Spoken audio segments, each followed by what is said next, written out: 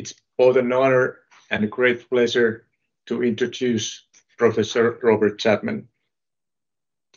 Dr. Chapman is a professor of kinesiology at Indiana University, Bloomington. His main research interests have focused on the limitations to performance in elite endurance athletes, in particular on pulmonary gas exchange limitations in elite distance runners and the effective use of altitude training to augment exercise performance. Dr. Chapman boasts a remarkable portfolio of over 160 publications, establishing him as a prominent figure and leading authority in the realm of altitude physiology and altitude training.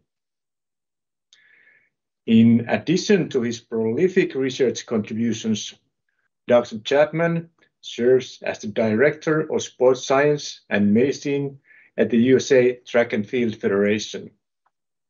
In this capacity, he plays a pivotal role within the high performance programs, collaborating closely with athletes, coaches, and fellow scientists to elevate the standards of excellence at the USA Track and Field.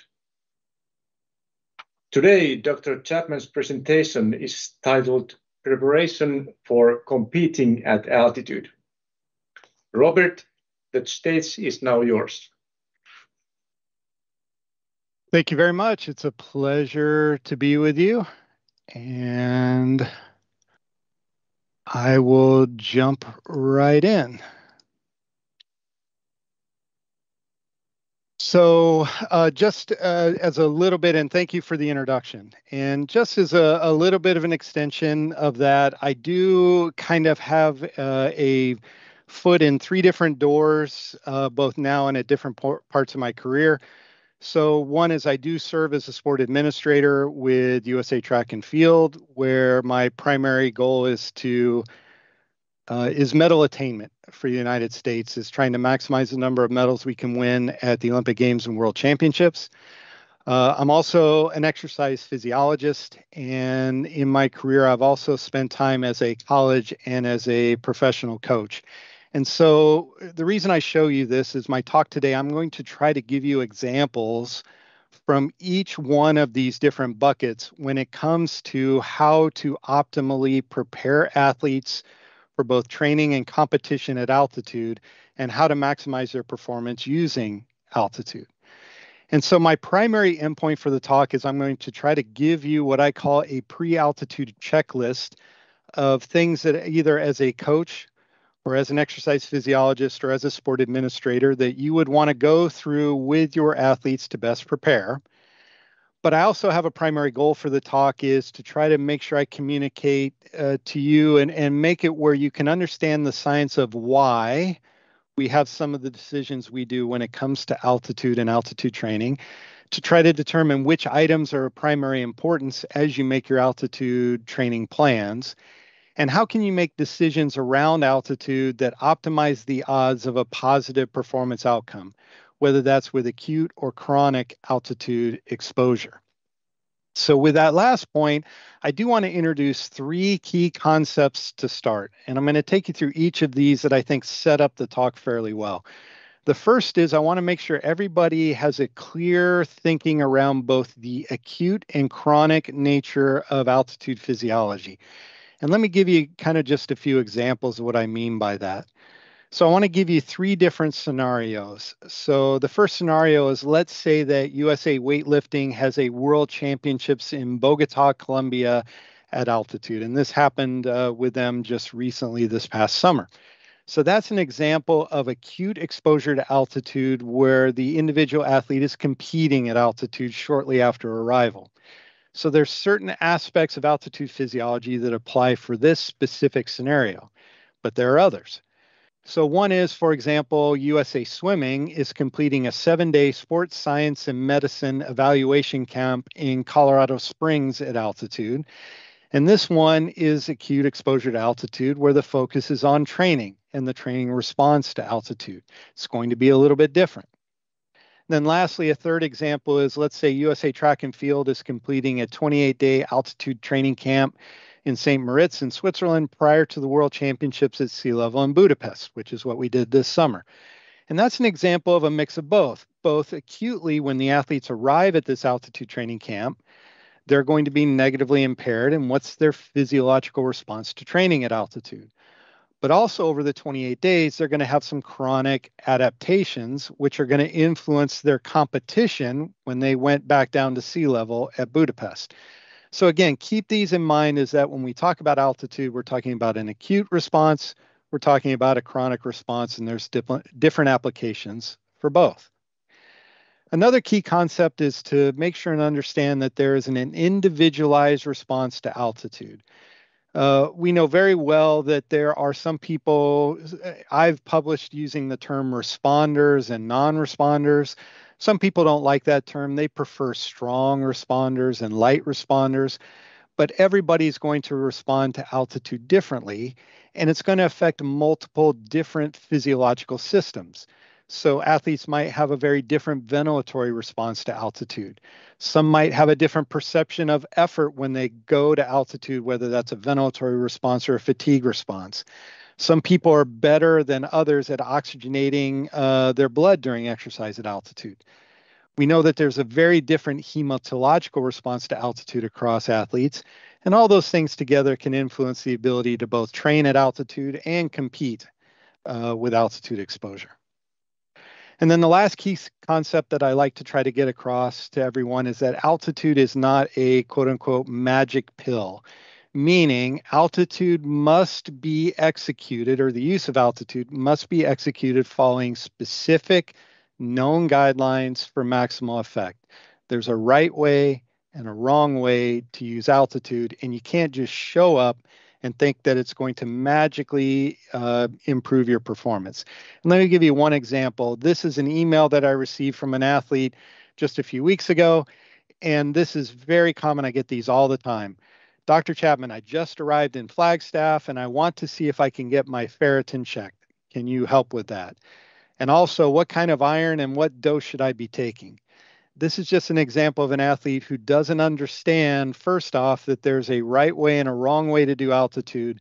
There's things you need to do before you leave, things you need to do after you get there. And they just showed up at altitude thinking it would just magically work without doing the preparation beforehand. All right, so with that, let's jump into some of these physiological responses to altitude. And I'm going to start with some acute responses.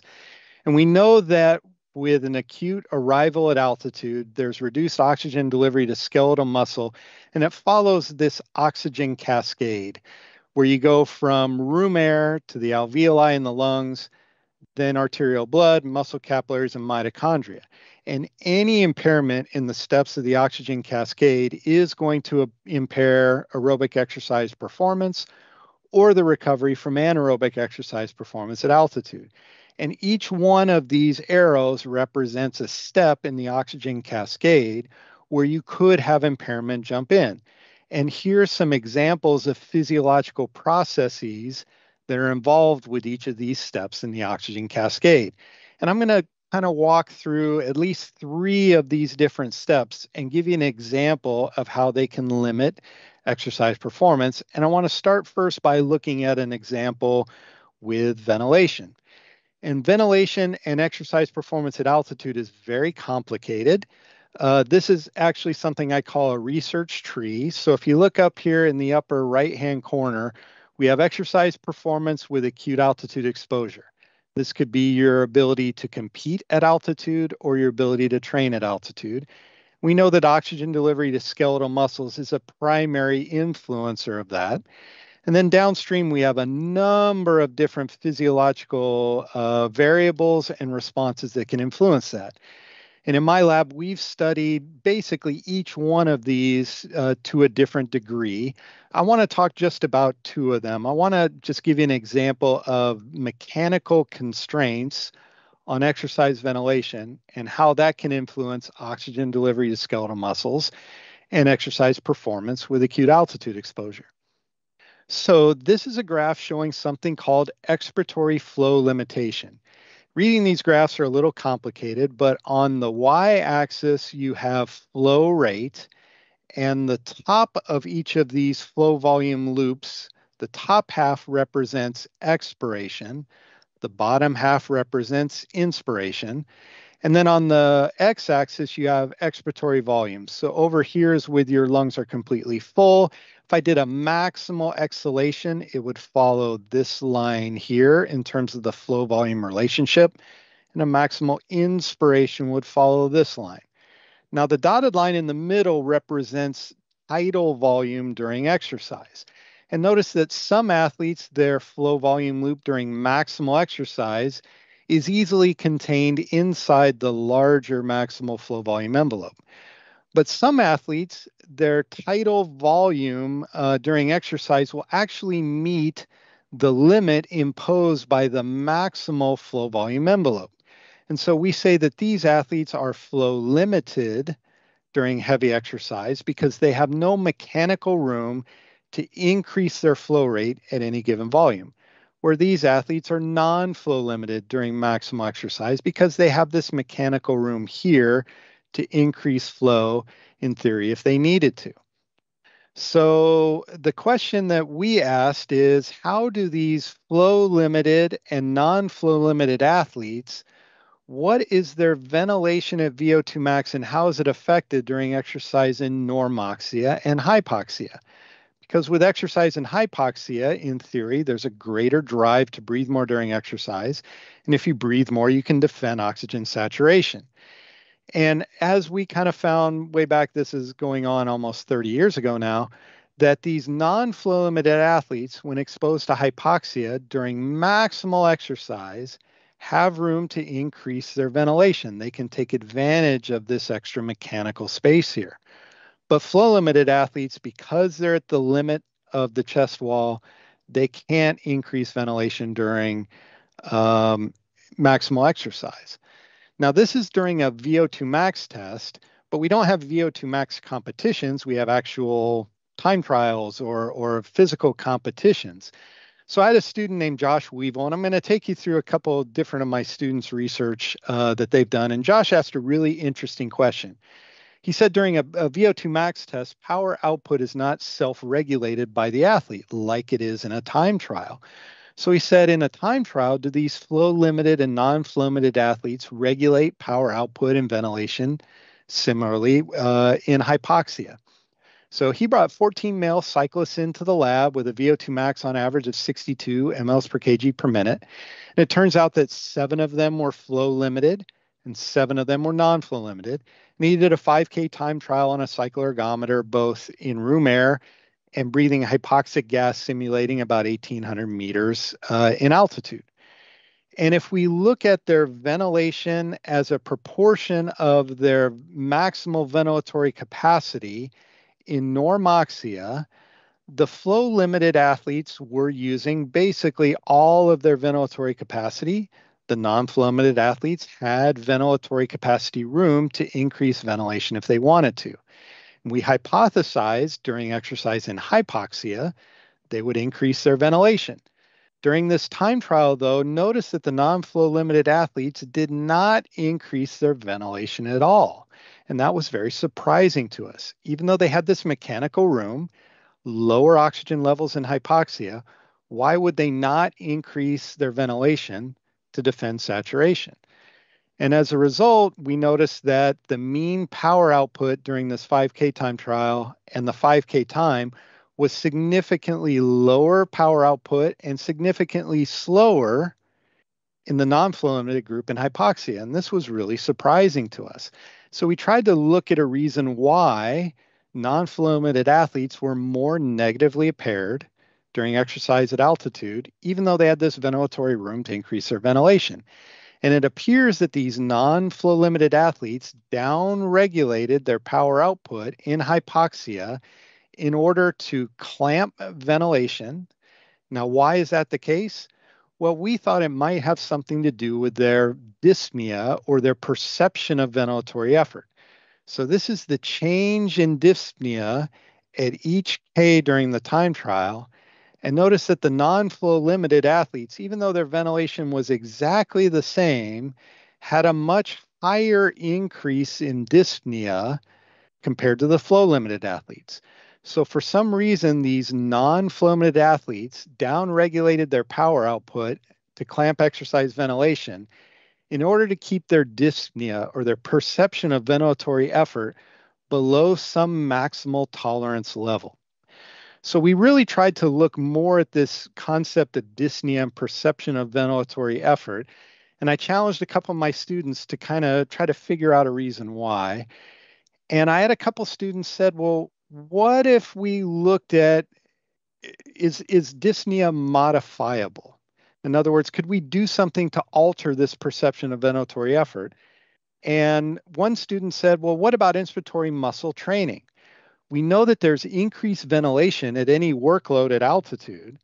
And so could somehow pre-training the ventilatory musculature prior to arrival at altitude change the perception of ventilatory effort? And these were the two students who came up with this particular study, Daniel Hirsch and Mariska Baranauskas. And so what Daniel was a fan of the sport we have in the United States called baseball. And in baseball, the batter swings a bat and they try to hit a ball. But when they're preparing to go up and hit and they're warming up, they put a weight on the end of the bat to make the bat feel heavier as they swing it. And the idea is this creates a kinesthetic illusion during this warm up, and it changes your perception. The bat feels lighter. And so when you go up and try to hit the ball, maybe you feel like you can swing faster and be more effective as a hitter. And so we said, well, maybe something's going on similar there with inspiratory muscle training. Maybe we could train the inspiratory muscles and change that perception of ventilatory effort. And they now have these devices that are handheld, they Bluetooth to your phone, and you can do these inspiratory muscle training protocols at home very easily. So for this study, Daniel and Marissa brought in a group of cyclists who were training at sea level, and they had them do a 20K time trial at 16% oxygen, simulating an altitude of 2,500 meters. And they continued their normal cycle training for 6 weeks, but we divided them into two groups. An IMT group did 6 weeks of 3 days a week of inspiratory muscle training on top of their regular cycle training. And then there was a sham group that basically did no inspiratory muscle training. After the 6 weeks, we brought him back in the lab and repeated the 20K time trial in hypoxia. So here's the time to complete the 20K time trial in both groups, the IMT group and the sham group, pre-training. And then after the 6 weeks of either inspiratory muscle training or sham, only the IMT group improved their performance, and they improved it rather significantly by 1.5%. Now, if you start to dive into the reasons why they improved, if we look at oxygen uptake and ventilation over this 20K time trial, and we look at the inspiratory muscle training group, they were able to ride at a higher VO2 and a higher ventilation after the inspiratory muscle training than before.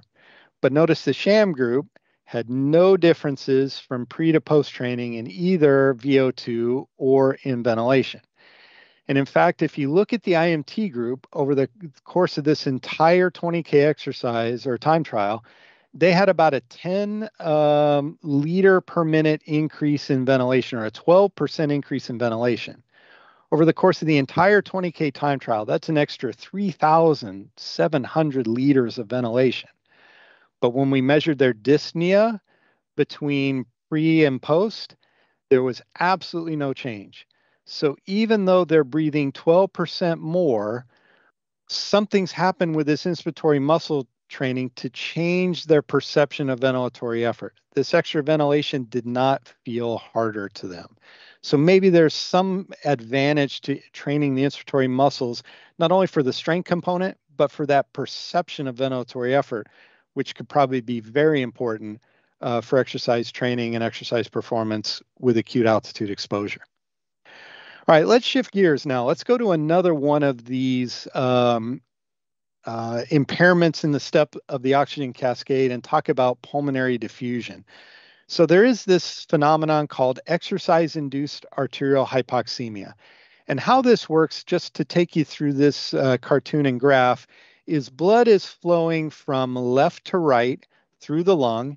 And this dotted line represents, we'll say, the border of the lung where the blood comes in contact with an alveoli and gas exchange can take place. So if we look at the PO2 of the blood before it enters the capillary in the pulmonary artery, notice that PO2 is about 40. Once it comes in contact with the alveoli and diffusion can take place, the PO2 of the arterial blood gradually increases until the blood leaves the lung fully oxygenated with a PO2 of about 100. However, we know that in some cases that arterial oxyhemoglobin saturation is negatively impaired in some athletes, and that's because this time that the red blood cell or this hemoglobin molecule is in the pulmonary capillary during heavy exercise is relatively short. It's only about a quarter of a second. Now, what happens in athletes when they train chronically is their stroke volume and their cardiac output are going to increase. However, the number of capillaries that are available in the lung do not increase with training. So as your cardiac output gets bigger, it means the blood has to move through the lung faster.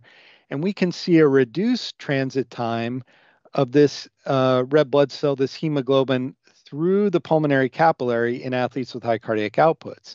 And so when that happens, the blood can leave the lung with maybe one of these binding sites not filled or less than fully oxygenated.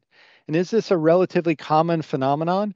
Well, one of my PhD students, Karen Constantini, looked at the prevalence of exercise-induced arterial hypoxemia in distance runners at sea level.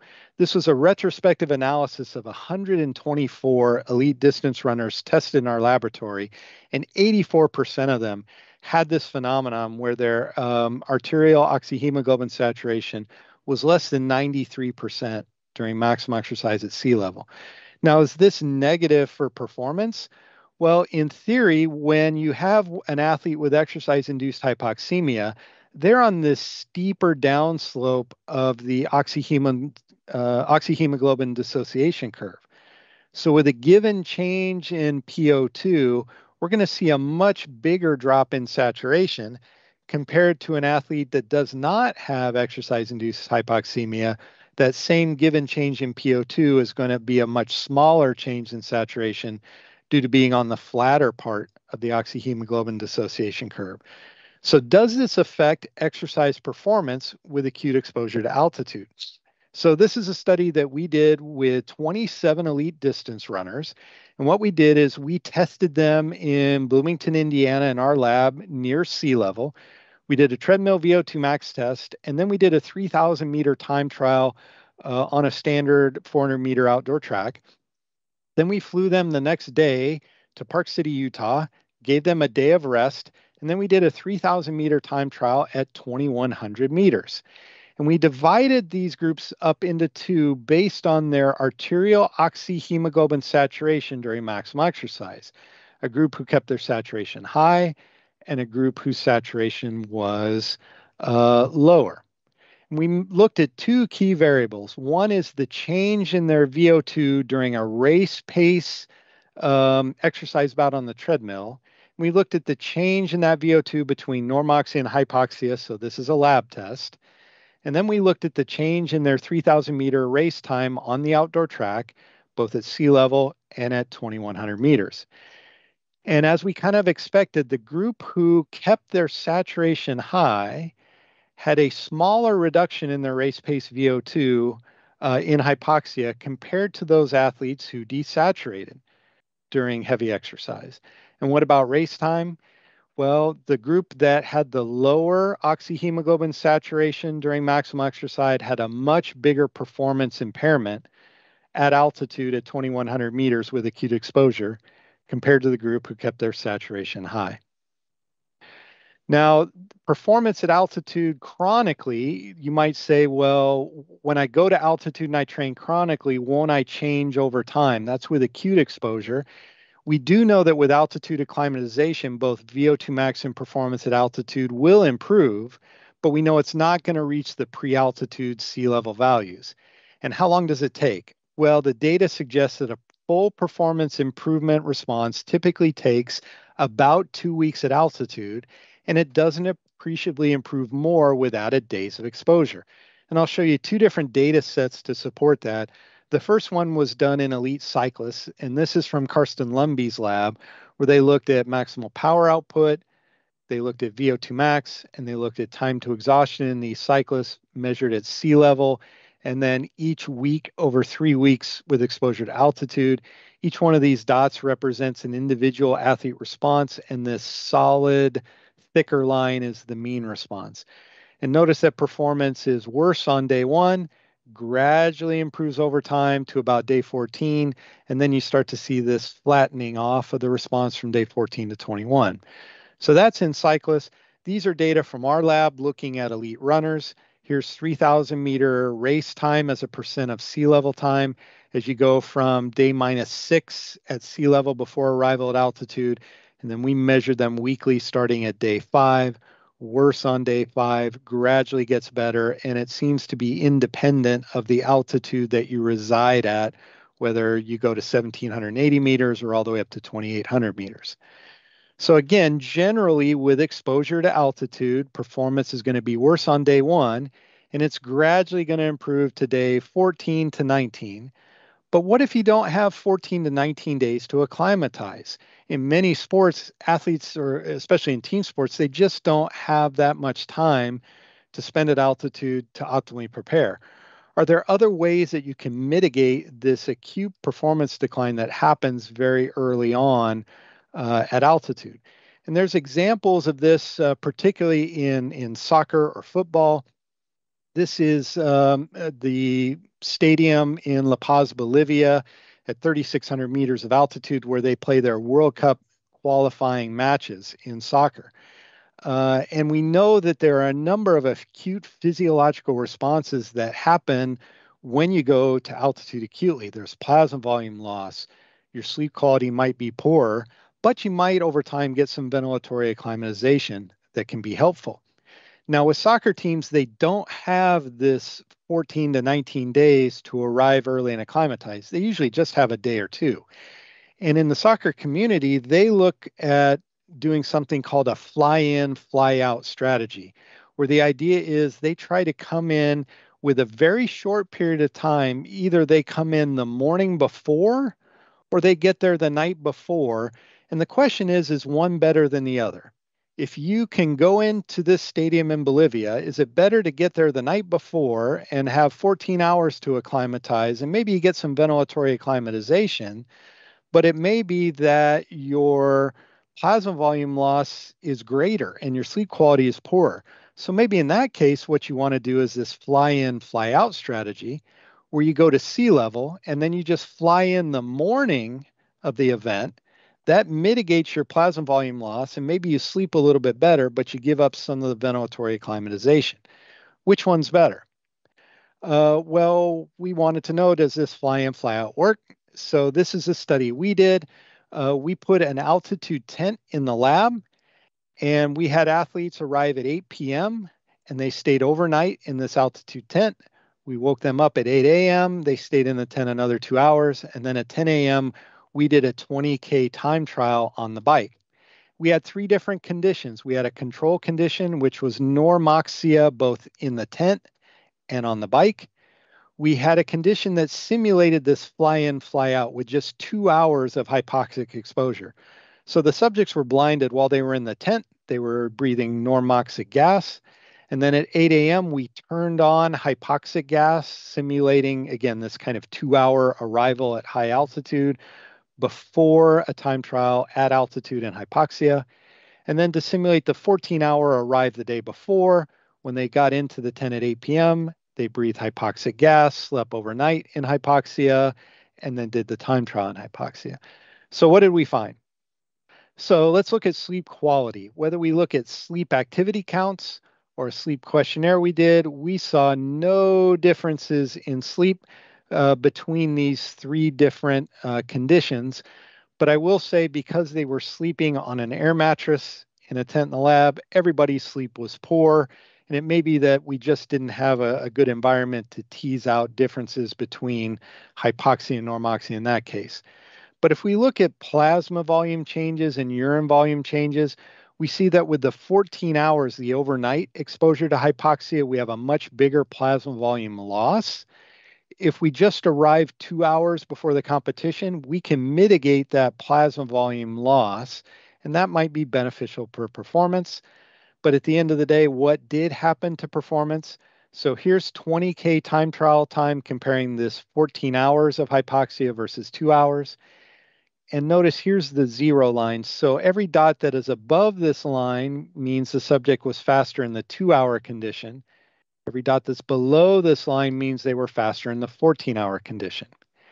So first off, the big take-home message is, if we're looking at the group as a whole, there is no group mean difference between these two arrival strategies. So if somebody were to ask me, should I arrive the night before or the morning of the competition? If I'm looking at the group data, I have to say it doesn't matter. However, what if you're this individual here? But what if you're these two individuals down here? There's clearly a difference that is a 3-4% difference in performance, which is very large. So if you're this individual, you would say, absolutely, you should do the fly in, fly out strategy. Try to get there 2 hours before, minimize that time at altitude, you're going to perform better. And these athletes should definitely arrive the night before. Maybe there's some ventilatory acclimatization or travel fatigue or something that negatively affected performance.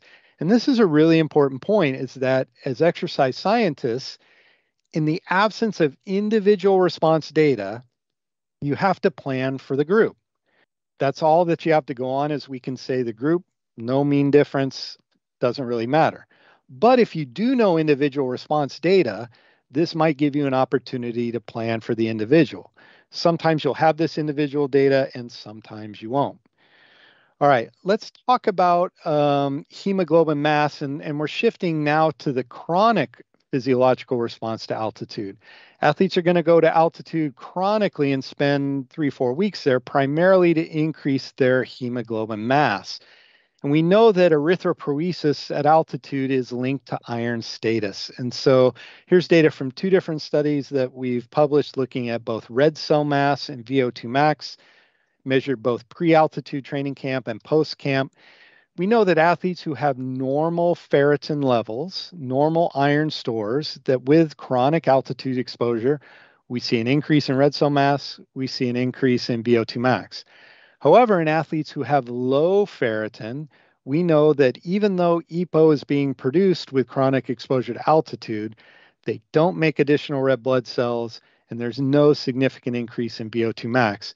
And for this particular set of data, we set the border of what we considered low and normal as 20 nanograms per milliliter for women and 30 nanograms per milliliter for men.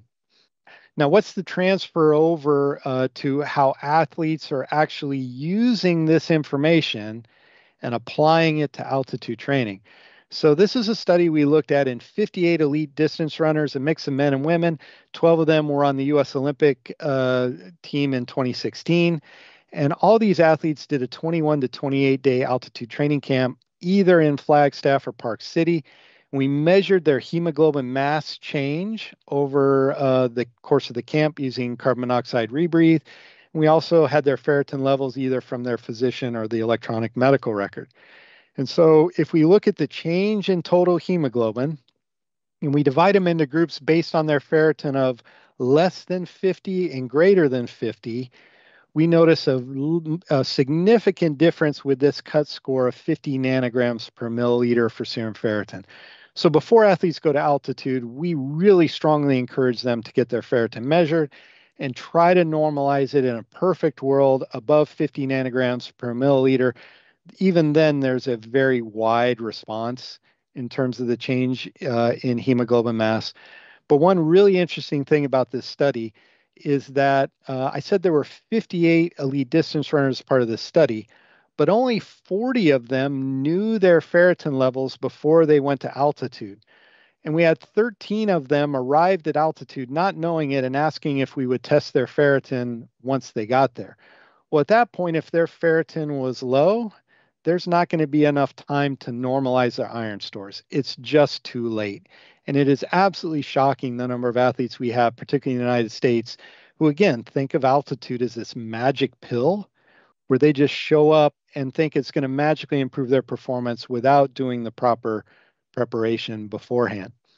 So what if your ferritin is low and you need to correct it? What are the optimal oral iron supplementation strategies for distance runners? And I'm going to show you data from Diego Moretti and Michael Zimmerman, and they've done just a fantastic job answering the questions that I'll show you here in a minute from these two studies. And what they've really zoned in on is what dose of iron should athletes take as an optimal iron supplementation strategy? What time of day is the best time to take the iron dose? And how often should you take iron to maximize absorption? So the data I'm going to show you were all done in iron deficient, non-anemic women. They were non-athletes, but we believe that the data transfers over to athletes very well. They all had ferritins below 20 nanograms per milliliter, but they had normal hemoglobin levels. They weren't obese and they didn't have any active inflammation. And so let's look at the first study they did is they said, what is the bioavailability or the absorption of iron that takes place from taking a single dose of iron? And in all these studies, what they did is they used an isotopically labeled ferrous sulfate that enabled them to measure absorption. And they did 4 different dosing levels in these women. They looked at either 40, 80, 160, or 240 milligrams of elemental iron.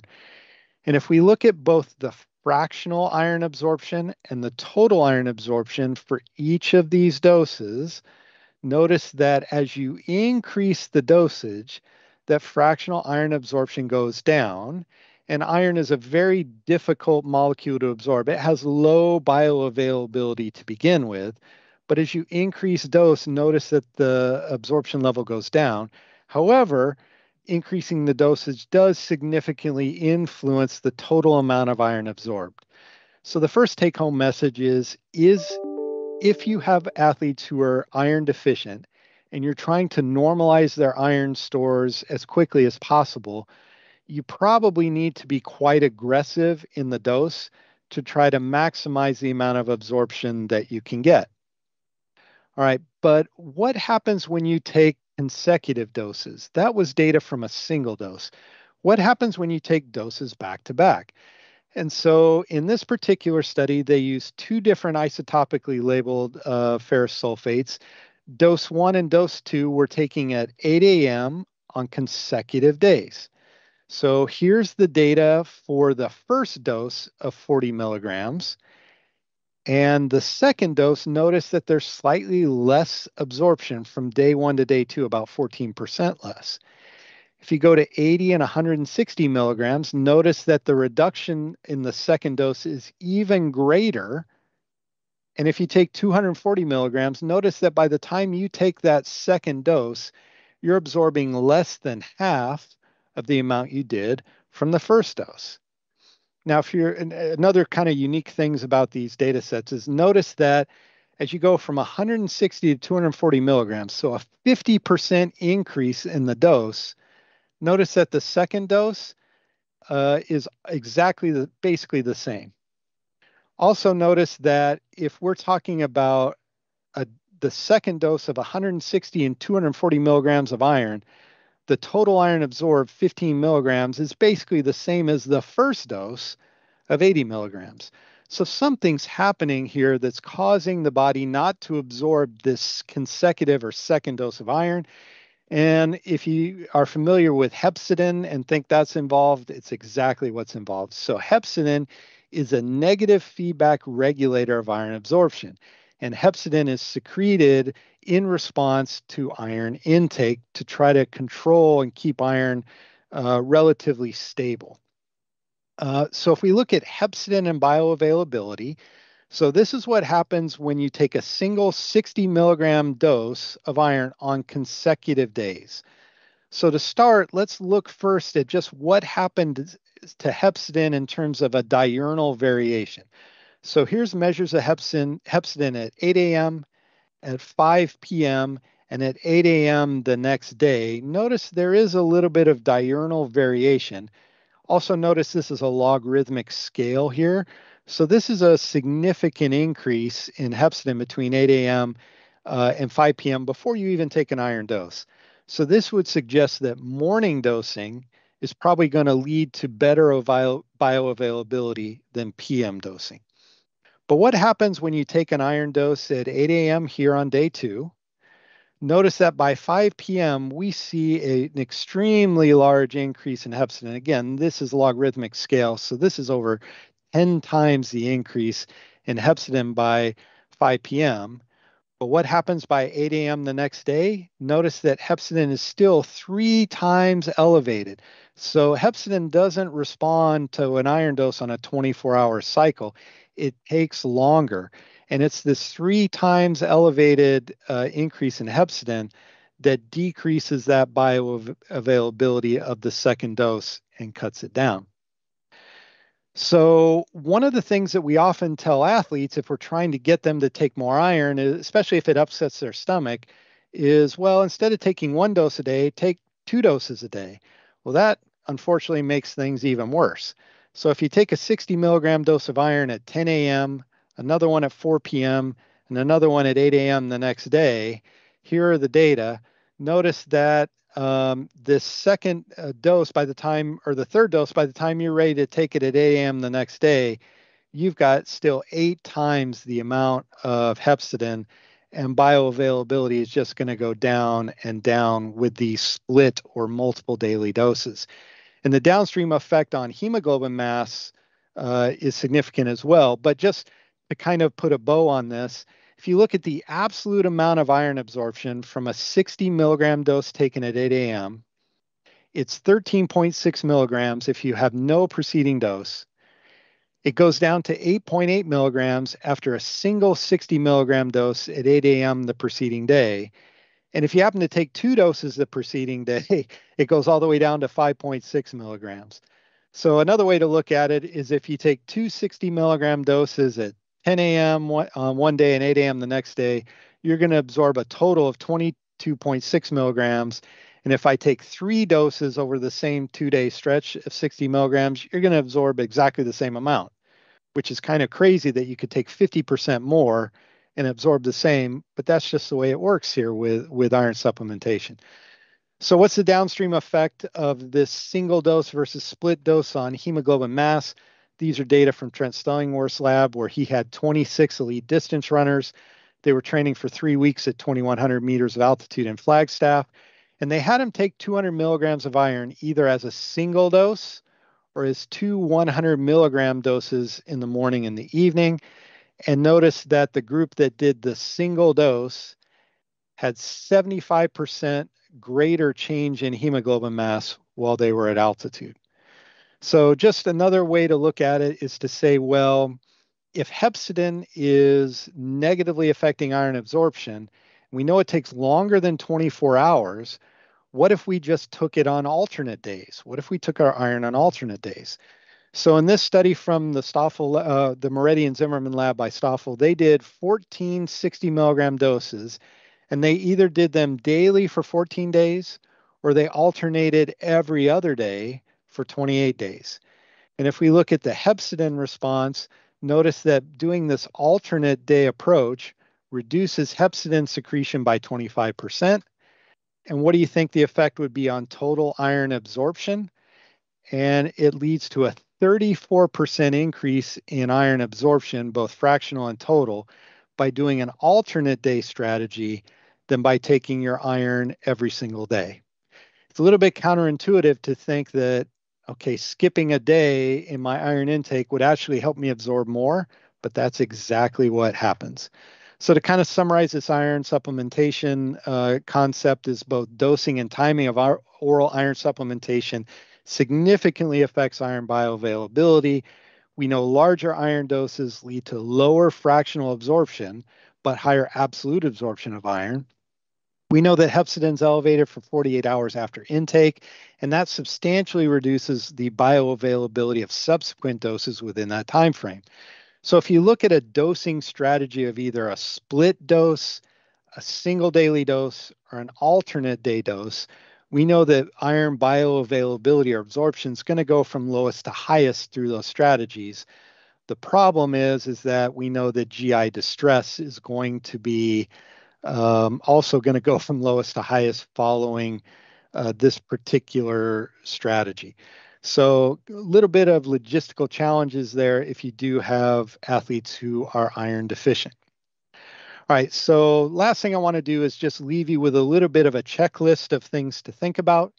If you have athletes who are going to either compete at altitude or train at altitude for either a competition at altitude or they're training for a competition at sea level, I think there are three factors that you need to keep in mind. One of the factors involves the logistics of the altitude camp and the nature of your competition that you have either at altitude or sea level.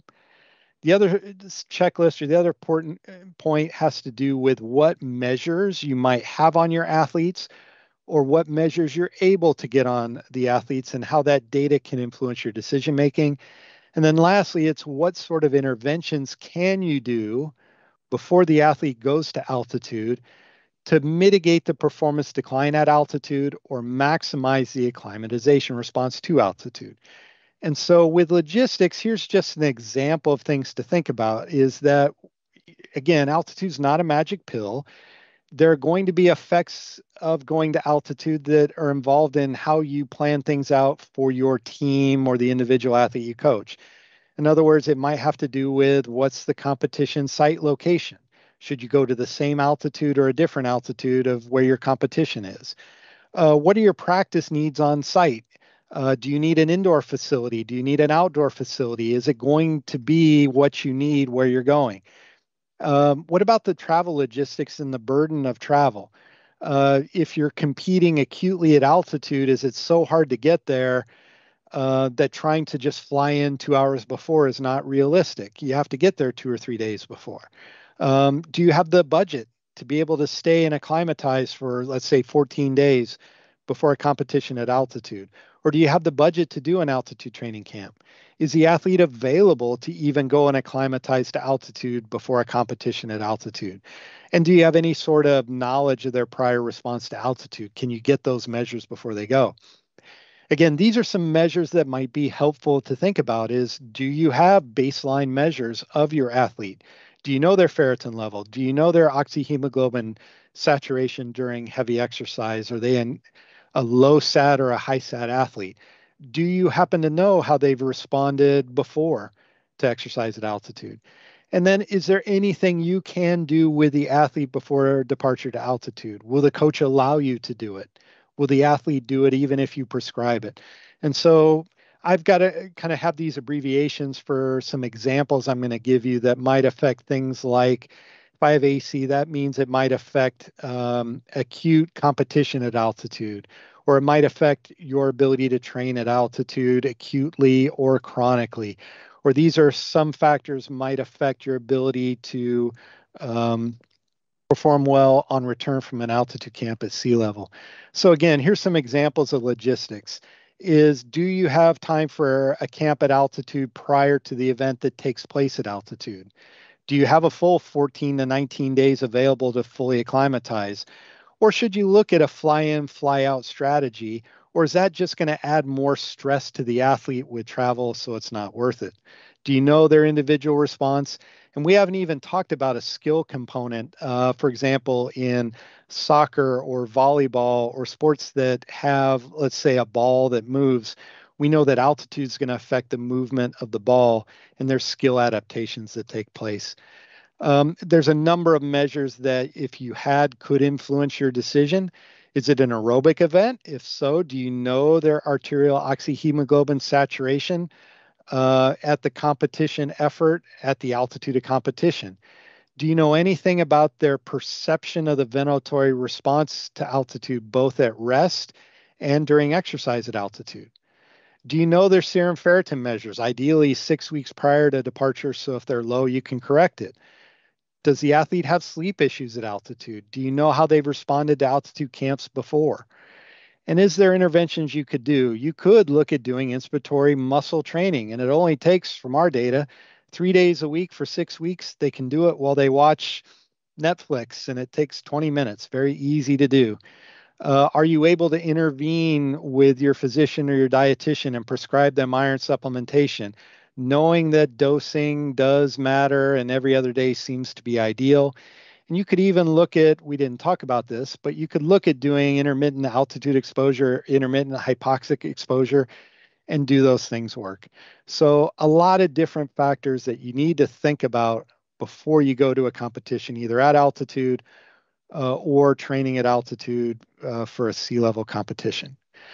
So with that, I'll stop. I do want to thank and just acknowledge both my research colleagues over the years and the graduate students who did the bulk of the research that I presented here to you today. So with that, I'll stop and see if we have any questions. Thank you, Dr. Chapman. Very much appreciated. Excellent presentation.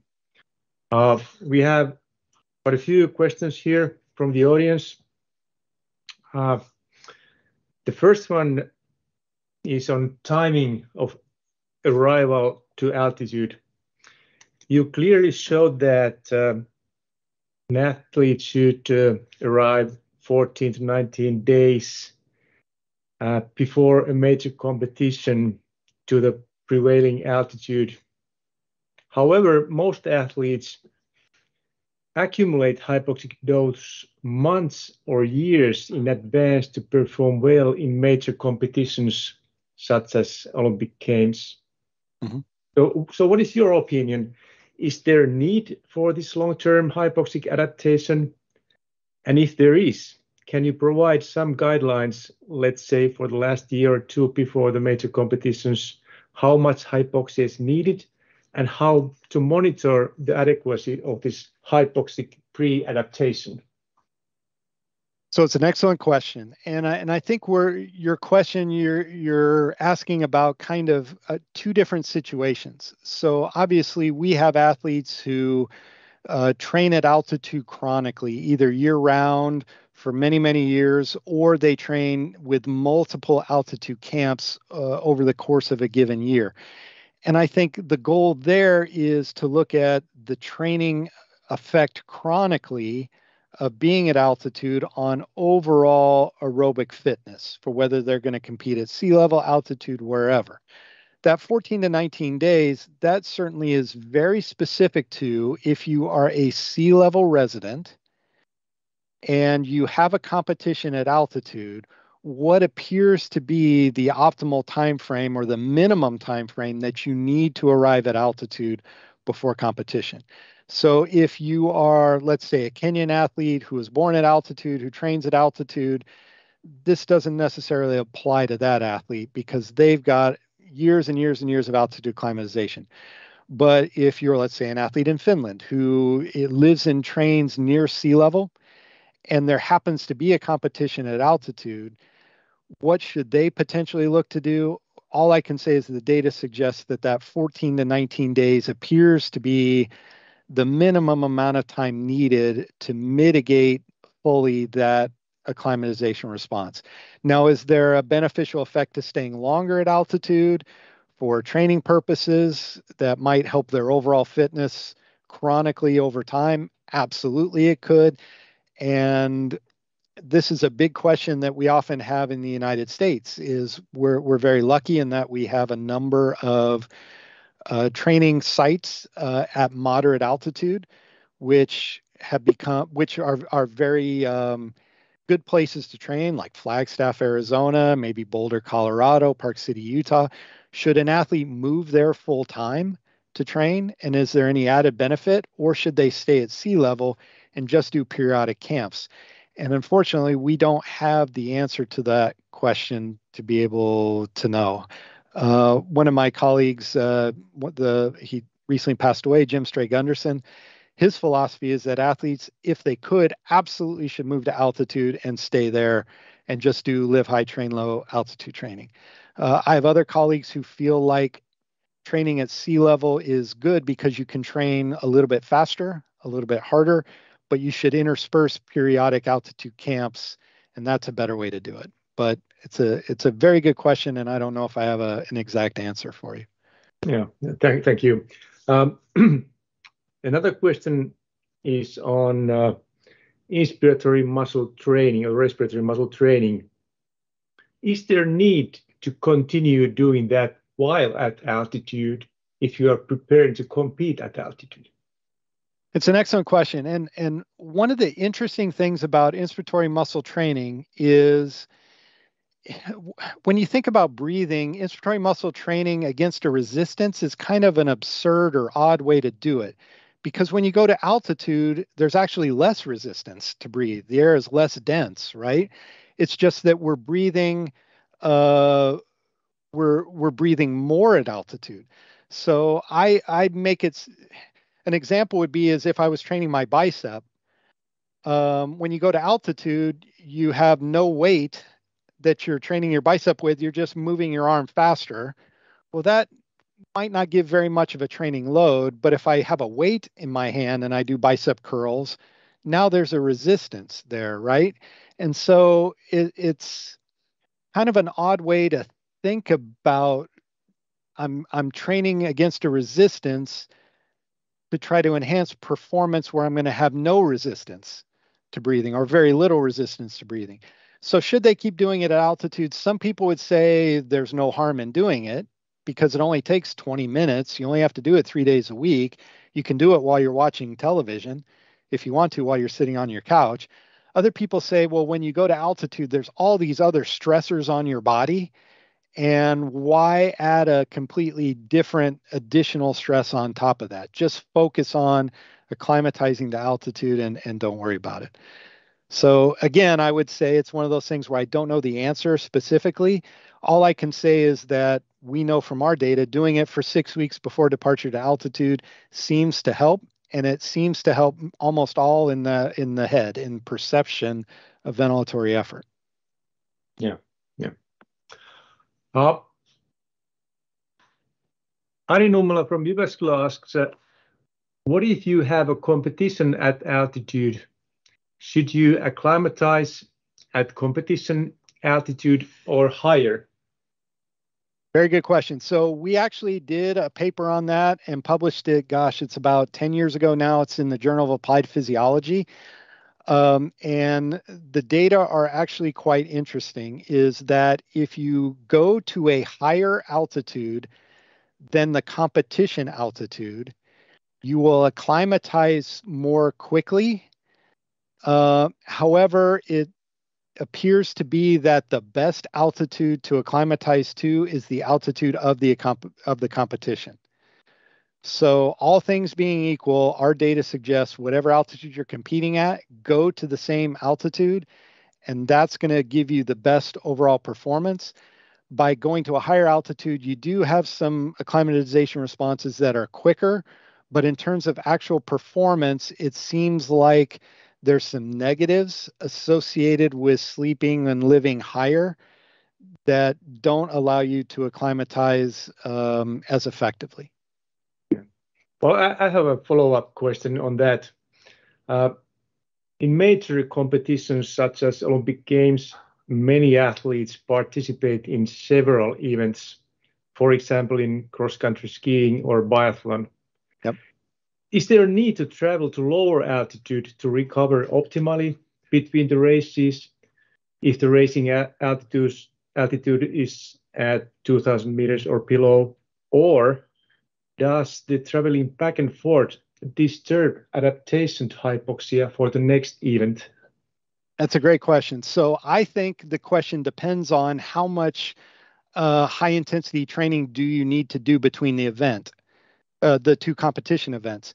So I don't think of it so much as going to low altitude to enhance recovery.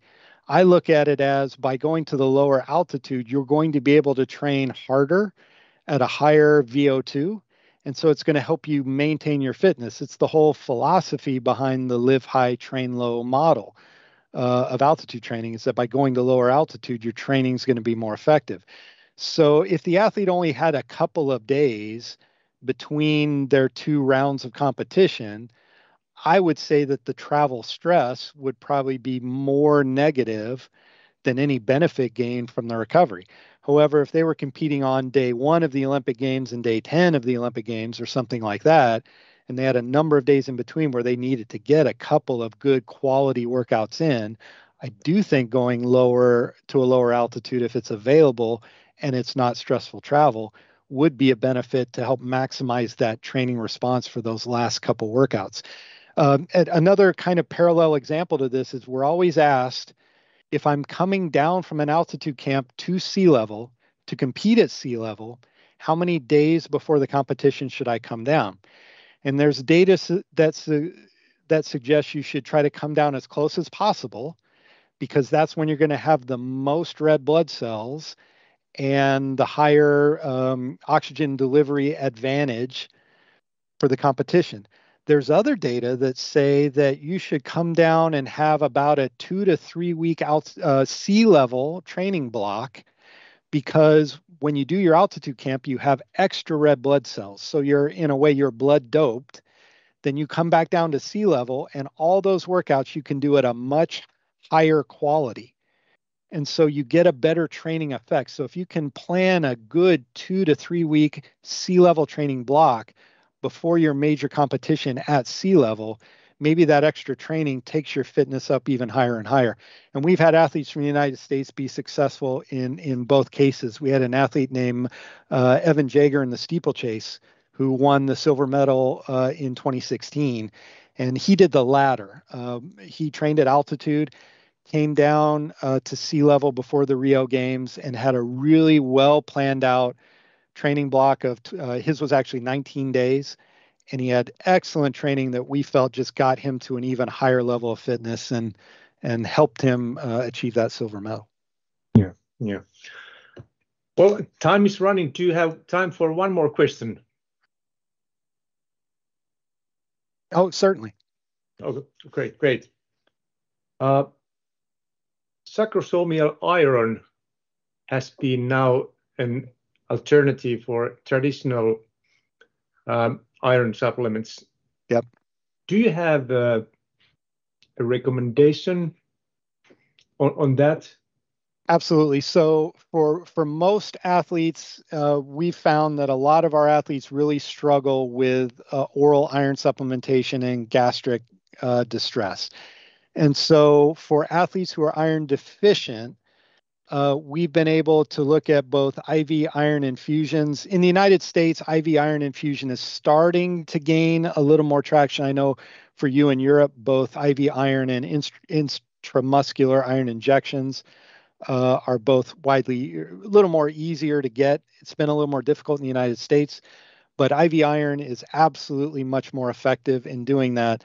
But if you're looking at athletes who are looking to supplement chronically to keep those levels sufficient, certainly we need to get them on some sort of oral iron supplementation. And the data I showed is what we feel is the most effective is to try to go with that every other day dosing, and then up to whatever the limit of tolerance is for their stomach to be able to tolerate the right dose. All right. So thank you again, Dr. Chapman. It's been very much appreciated to have had dozens of spectators here in Finland. So we thank you again for your time and hope to read your papers once again. So thanks again and have a nice day in the States. Same to you. Thanks for the invitation. I enjoyed it. Thanks.